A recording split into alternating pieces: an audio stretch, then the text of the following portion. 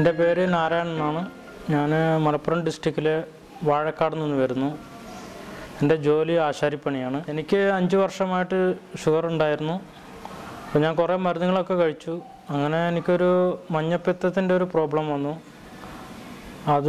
ഇതും ഷുഗറും ഒന്നിച്ചങ്ങോട്ട് കൂടി പിന്നെ ഞാൻ ഇങ്ങോട്ട് വന്നപ്പോൾ എനിക്ക് മൊത്തം സുഖമായെന്ന് തന്നെ പറയാം. വന്ന ടൈമിൽ 400 ഇപ്പം പോകുന്ന ടൈമിൽ 125. ഭക്ഷണം രീതിയാണ് മെയിനായിട്ട്.